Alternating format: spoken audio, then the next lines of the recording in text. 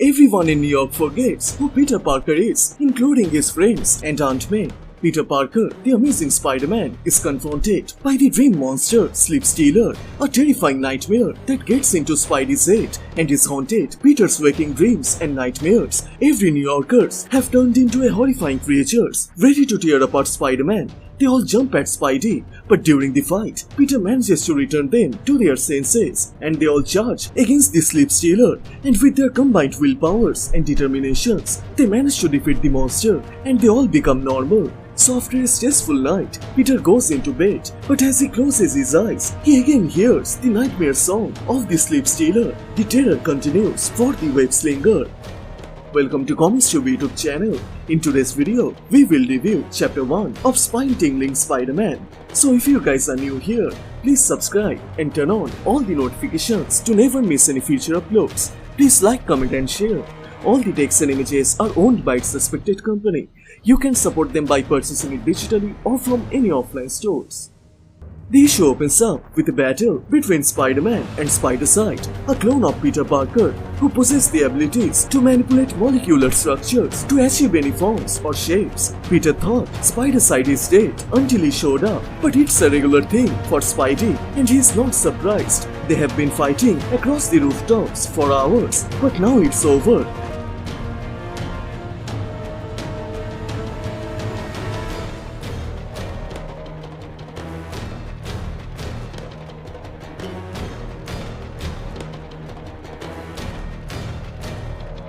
Peter manages to put down his clone into the ground, and with a kick in the face, he knocks him out.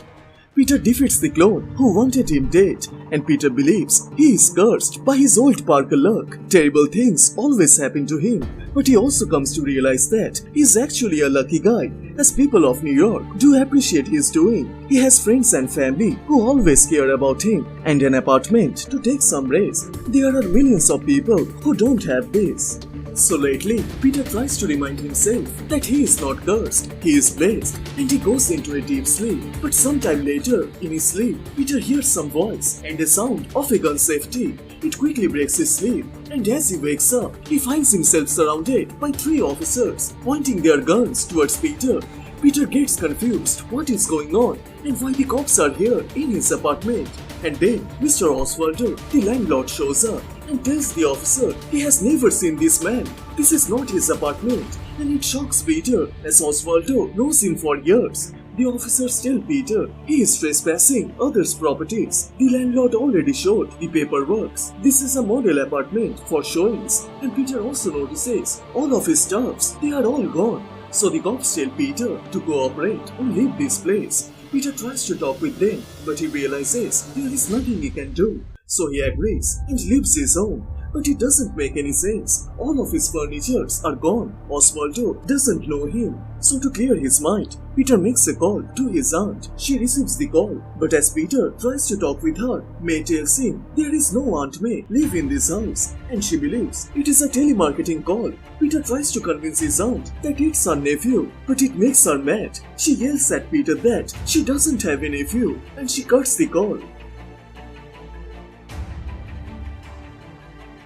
Peter gets really worried. He doesn't know what's happening to him. He becomes scared, but also becomes desperate. Despite all the rapes between them, Peter's mind goes to the one person whose voice always kills his fear, Mary Jane.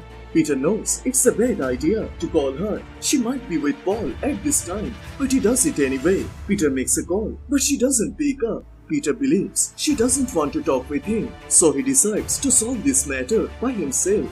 But his feet automatically move towards MJ's apartment, and soon he finds her. Peter becomes happy to see her face. Peter tries to tell her the whole situation, but MJ thinks Peter is stalking her, and it seems she doesn't recognize him either. Peter tries to tell her it's Peter, she knows him, but then she even calls for help as she believes this man is harassing her.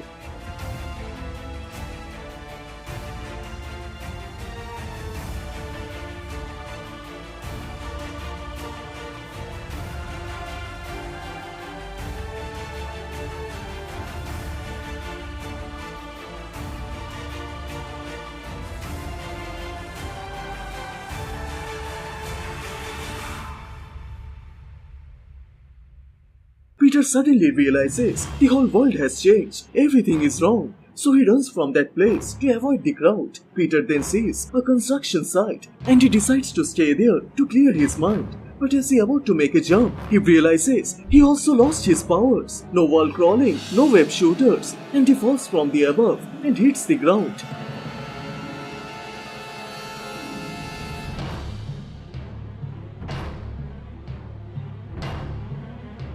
Luckily, he didn't break any of his bones, but he feels so much pain. Peter tries his best not to black out. Everything becomes wrong. His powers are gone. He don't have any home. Friends and family also forgetting him. So to get some help, he makes a call to the Avengers, but it seems the number is not authorized. He also contacts the Fantastic Four, but no one answering his call. And then he gets a message in his phone. Someone knows what is happening to Peter, so the person sends an address, Grand Central, Track 31, midnight. So with no other choice left, Peter decides to meet. He quickly rushes towards his destination. People are staring at his injuries. He also feels hungry as he hasn't eaten all the day.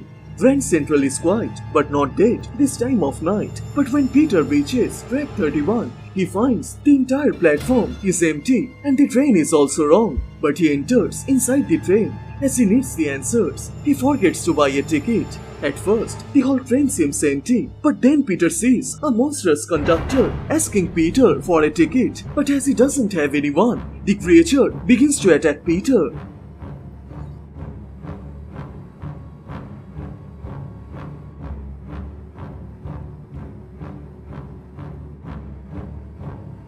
With a hammer, the monster charges at Peter. He knows there are dozens of people who want him dead, but this one is different. His powers are gone, spider sense isn't working, and then he realizes this creature is not trying to kill him, he is having fun with him. So the only options left is to run and escape this creature.